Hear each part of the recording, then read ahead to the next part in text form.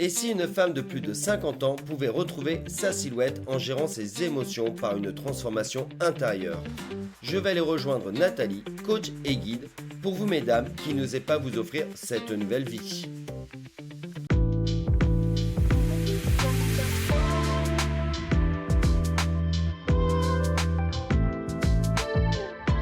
Bonjour Nathalie. Bonjour Johan. Alors ma première question, ce serait une définition que j'aimerais avoir. Qu'est-ce que pour toi une femme de plus de 50 ans? Ok, alors une femme de plus de 50 ans, c'est une femme qui a déjà une belle expérience de vie, qui en est à sa moitié de vie, qui a pu traverser éventuellement des difficultés, qui a souvent tout donné pour ses enfants, si elle en a eu, puis maintenant ils sont devenus grands, qui a possiblement aussi consacré beaucoup de choses, beaucoup de temps à son mari, qui est possiblement parti, et qui aujourd'hui se retrouve enfin libre pour se créer une nouvelle vie qui soit conforme à ce qu'elle désire vivre. Parce qu'une femme de plus de 50 ans ne pourrait pas aimer vivre? Il y a des femmes de plus de 50 ans qui sont très malheureuses aujourd'hui, que ce soit par rapport à leur apparence, par rapport au fait que, oui, les signes de l'âge, ils sont là, que la silhouette, elle s'est empâtée, que la ménopause, ça se passe mal, tu vois. Et des femmes qui ont tellement souffert qu'elles pensent que toute la vie durant, ça va continuer comme ça. On peut vraiment penser ça? Une femme pense ça? Parce que moi, en tant qu'homme, j'ai mon regard d'homme, Oui. donc je n'ai pas ce flot de cerveau. Oui. Et une femme de plus de 50 ans peut vraiment penser que sa vie, ça y est, elle est finie. Les Oui. enfants sont partis, elle n'est plus rien alors. Oui, elle peut s'imaginer ça malheureusement. Ah, et qu'est-ce qu'on peut faire pour y remédier? Alors, c'est le moment de s'occuper vraiment de soi-même, de prendre en compte ses rêves qui ne sont pas encore réalisés et de se dire, à présent, je vais vivre ma deuxième moitié de vie, mais 100% épanouie. Ça veut dire pouvoir être soi-même, oser dire ce qu'on pense, s'autoriser à vivre ses rêves, comme par exemple participer à un voyage, faire les choses que ce soit seul ou avec des amis, reconstituer un cercle d'amis. Voilà ce que ça veut dire 100% épanoui. Et dans l'intitulé de tout à l'heure, j'ai dit qu'on pouvait retrouver sa silhouette, du moins tu es aidé à retrouver sa silhouette grâce aux émotions, à une transformation intérieure. Oui. Là, on ne parle pas d'alimentation. Alors, tu as raison. Le programme, il y a 20% alimentation, mode de vie. Mais ce n'est pas ça l'important. Le programme Silhouette, c'est 80% d'émotionnel. C'est un programme qui est né un petit peu par accident ou par hasard ou par des heureuses coïncidences. Tout simplement parce que j'accompagne traditionnellement les femmes à avoir une nouvelle vie qui leur plaise. D'accord? Et puis, dans mon style d'accompagnement, on sympathise, on se donne des nouvelles. Et très souvent, on me disait « Ah, mais mes vêtements, ils sont trop grands. » Mais ce n'est pas que les vêtements, ils avaient grandi. C'est que elles, leur silhouette s'était amincie, affinée. Donc, tu vois? je reviens. Donc, ça veut dire qu'on peut perdre du poids grâce à nos émotions ou à cause… Comment on pourrait le signifier? Alors, c'est grâce à la libération d'émotions, des émotions comme « je dois tenir le coup »,« je dois être forte ». Après, tu as d'autres schémas aussi qui sont j'ai besoin de douceur. Et là, on va compenser par l'oralité, par des sucreries. Tu vois? Il y a plein de facteurs. Et qu'est-ce qui fait qu'on a besoin de douceur? C'est qu'on trouve que ce monde, il est vraiment trop brut, trop dur. Ok, donc on va changer sa vision du monde. Et de ce fait, tu libères ainsi des pulsions, des compulsions, que ce soit de sucre. C'est principalement le sucre, Ouais. mais ça peut être aussi du salé. Et ça peut être aussi des grosses quantités. Donc tout ça, ça cause des surpoids qui sont localisés. Je dirais, le cerveau, il sait exactement où il faut les mettre. Et ça, c'est un constat quand tu regardes en Ayurveda, il y a des profils qui sont définis et des typologies physiques qui vont avec. En homéopathie, tu as aussi entre 6 et 19 profils où, avec les traits de caractère, on va décrire un aspect physique. Ouais. Et puis, je pense que la personne qui a le plus contribué à ça, c'est aussi Lise Bourbeau, au travers de son livre « Les 5 blessures de l'âme ». Et notamment, quand elle dresse les portraits physiques, trahison, humiliation. Et donc, tu as des rondeurs qui se localisent. Et il y a même une 6e blessure qui cause du surpoids aussi, qui est la blessure d'invisibilité. Ouh, alors ça veut dire quoi celle-ci alors? Blessure d'invisibilité, elle touche particulièrement les enfants aujourd'hui. Dans les schémas de Lise, soit tu es potelé d'un peu partout, tu as des rondeurs d'un peu partout, soit c'est par exemple chez l'homme, c'est principalement le haut et chez la femme, c'est principalement les hanches. Mais le haut du corps est normal, D'accord. tu vois? Ouais. Et donc dans la blessure d'invisibilité, c'est aussi du surpoids et ça vient principalement avec des sentiments d'être invisible aux yeux de l'autre.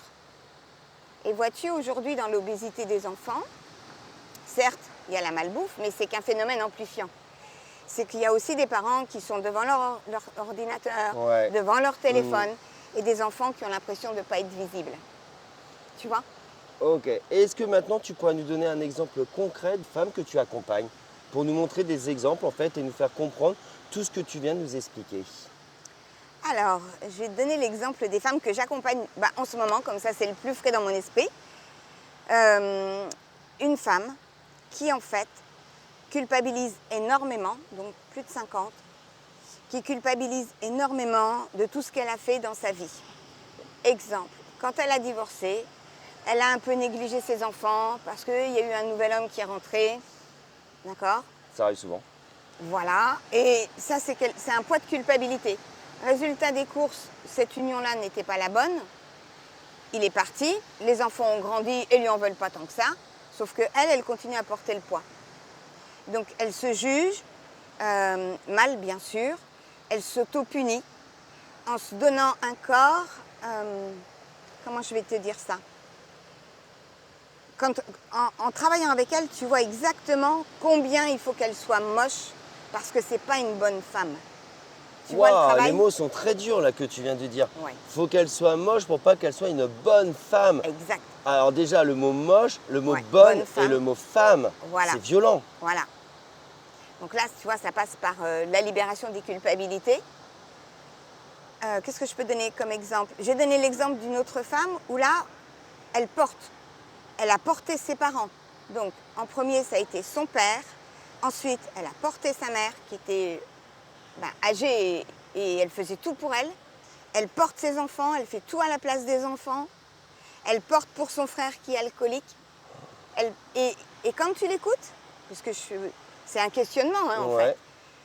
fait, et que tu regardes ce qu'elle dit, parce que je prends des notes, mais le mot je porte, je dois porter, je porte, je supporte, mais elle l'a dit je ne sais pas combien de fois dans la page. Et c'est une femme qui a besoin de porter. Et c'est quoi le meilleur moyen de porter? C'est d'avoir la force de porter, Donc le poids. donc le poids. Alors Donc, comment en fait- toi tu vas arriver à la faire retrouver une silhouette alors? Parce que comme tu m'expliquais tout à l'heure, cette silhouette qu'elle va avoir, c'est enlever ses mots. Mais comment Ouais. tu peux transformer tous ces mots? Oui, c'est dans le sens, si tu veux, on est au sens physique, et après on va au sens symbolique du terme, et au sens aussi virtuel. Tu me suis? Ouais. Donc, à partir du moment où, je ne veux pas trop déflorer les choses, mais par exemple, si elle s'imagine qu'elle doit tout faire à la place de leurs enfants, de ses fils, qu'elle ne peut pas leur faire confiance qu'ils pourraient faire eux-mêmes, d'accord? Si je l'emmène petit à petit à ce qu'elle fasse confiance à ses fils, elle les a élevés, elle leur a donné tous les atouts Oui. pour qu'ils puissent faire et qu'elle ne s'oblige plus à faire pour eux, automatiquement, sa vie va s'alléger sur le plan physique. Ouais. Et à ce moment-là, elle n'a plus besoin de faire le poids. Ça me fait penser aussi à une autre dame sur faire le poids. Elle n'a plus besoin de tout porter. Et donc, elle n'a plus besoin d'avoir la corpulence qu'elle croit qu'il faut pour porter. Mais alors ça, est-ce que ça vient pas de la maman depuis le départ, de la femme? Est-ce que c'est pas dans vos gènes?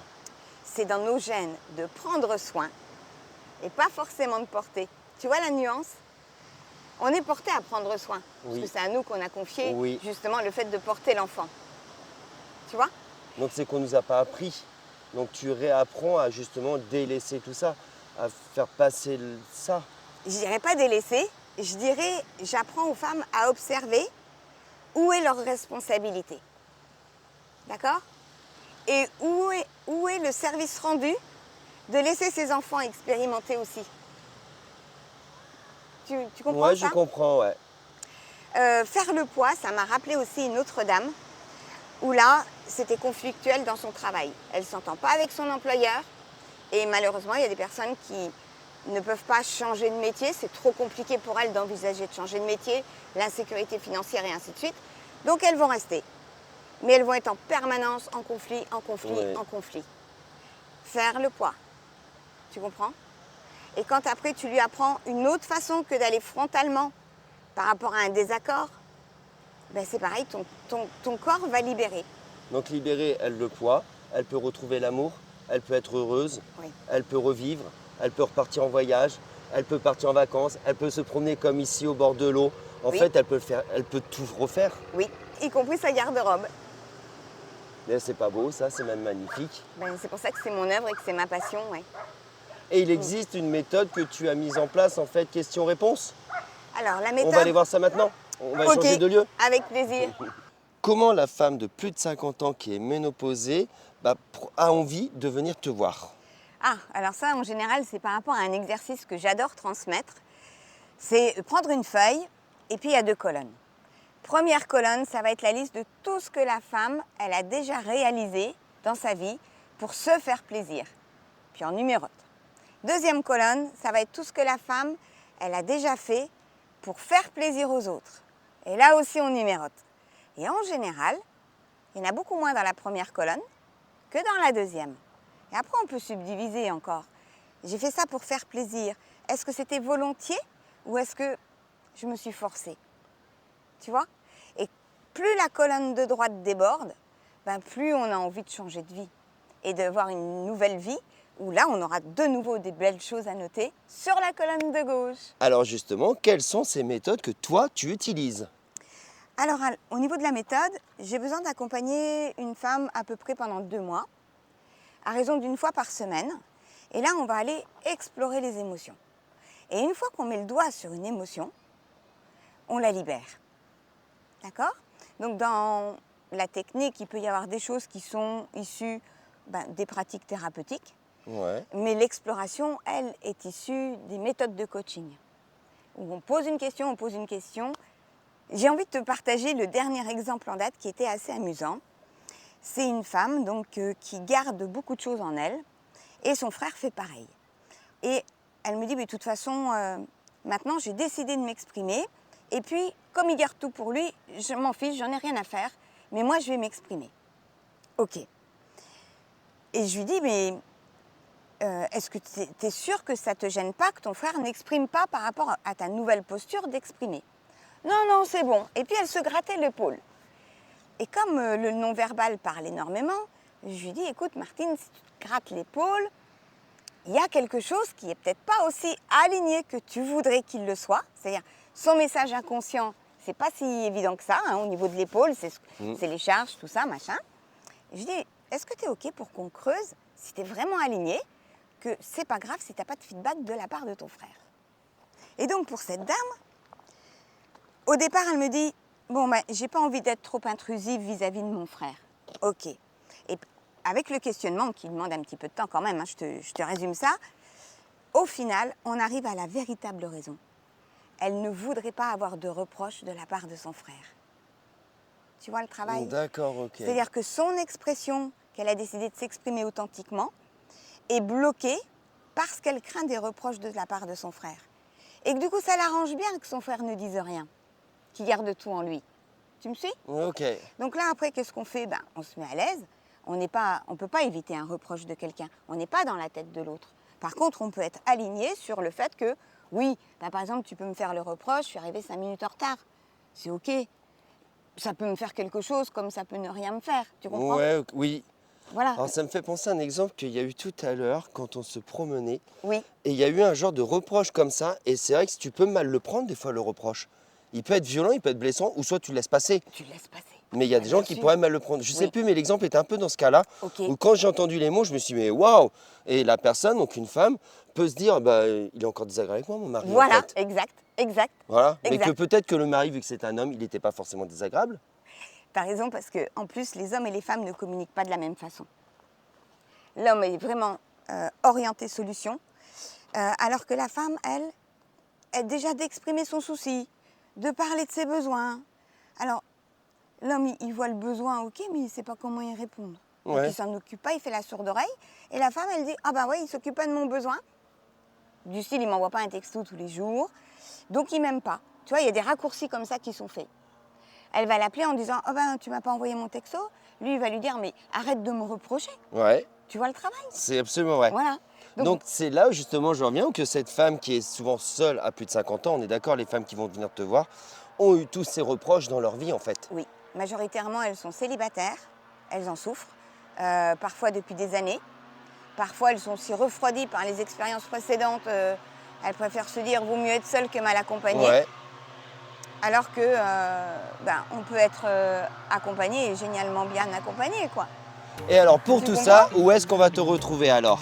Alors on peut me retrouver en Vendée, sur la commune de Giroir. Et là justement on y est, et il y a un ULM qui vient de passer, c'est pour ça qu'on a eu un petit peu de bruit. Ok. On est en Vendée. Donc en Vendée, sur la commune de Giroir et en ligne. Et j'ai des clientes un petit peu partout en France. J'en ai aussi en Belgique. D'accord. En fait, dès qu'on peut parler français, parce qu'en anglais je suis moins douée, mais à partir du moment où on est en francophonie, je peux accueillir quelqu'un. Donc là nous avons juste exploré une partie de ton environnement. Oui. Ton environnement est encore vraiment très large. Oui. Mais c'est C'est une vrai. découverte de Nathalie, Oui. qui est coach en émotion et guide. En transformation intérieure. Merci beaucoup Nathalie. Merci à toi, Johan. Merci.